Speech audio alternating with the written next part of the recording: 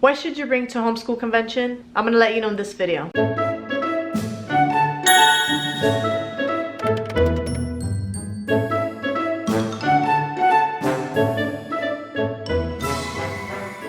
Hey guys, it's Vani from Mrs. Mom's Homeschool and welcome to my channel. If you're new here, I make homeschooling videos to help you on your journey. Now, I already made a video here on why you should go to homeschool convention.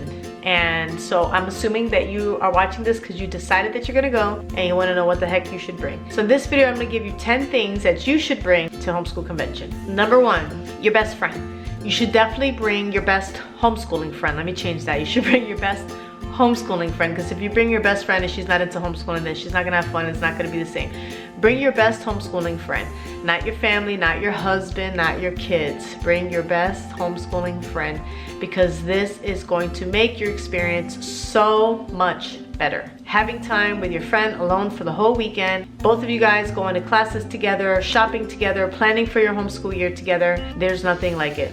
Number 2, there is an amazing curriculum hall. Okay, if you guys have never been to homeschool convention, you might faint if you go. No, I'm just kidding, but it's amazing. So the mistake that I made when I first went into convention was not having a list. Make a list before you go to convention of all the things that you're looking for. So if this is a year where you know you need a new history curriculum, write that down. If you're looking for a little math supplements, write down only what you need. You know, make sure you do that, because you don't want to go into convention hall without a list of what you need, because you will spend an arm and a leg and maybe sell your youngest child just to get all these amazing things that are in this hall. Number 3, along with that, after you have your list, make sure you have a budget. How much are you willing to spend? Maybe even just bring that amount of money with you. I don't know, maybe I don't have any self-control, but when I get into these halls, it's so hard for me not to spend, because I can go in there with a mindset like, okay, I'm looking for these things, but then I see all those things, and then I'm like, well, I could use, you know, 2 history curriculums, or I could use those audiobooks. That would make, you know, our field trips a lot more fun. So that you always have a reason. We rationalize everything. So make sure you have a budget to go along with that list of things that you want to buy. Number 4, make sure you have a rolling cart, because when you're walking through this curriculum hall in the middle of classes and you just have your bag, your shoulder's gonna hurt, your arm's gonna hurt, and then you to be going back up and down to your room, it's kind of far. So you want to have a rolling cart where you could just stick everything in there and just drag it around with you. Bring sneakers. You're gonna be walking a lot, trying to find your classes, walking around in the curriculum hall, walking around the hotel. You're gonna need some comfortable footwear, so make sure you bring your sneakers. Number 6, bring snacks, a bottle of water, and maybe even an energy drink in that rolling cart of yours.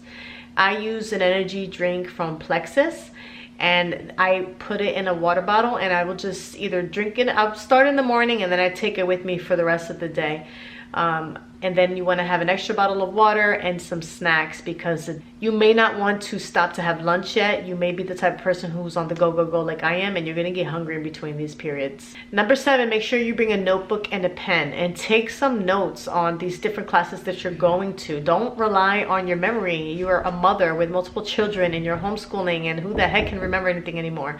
So make sure you bring a pen and notebook and write down all those notes and bullet points of all the things that you want to remember and take back with you to your family. Number 8, if you have a homeschool planner, this is number 8. You want to definitely bring your homeschool planner, because when you get back to your room at night, when you have all your new stuff and you have all these fresh ideas from all the speakers, and you go back to your room, you're going to be able to write down all your plans into your homeschool planner. That's so much fun. I'm like a homeschool nerd. Number 9, I actually don't know why I have this on the list, because it's not something you bring, but it's obviously planned to stay the whole weekend. You want to make sure that you stay the entire weekend, not just overnight. You want to stay in the hotel that the convention is at for the whole weekend. So I guess you would bring with you your hotel reservations. Number 10, bring with you permission to have fun.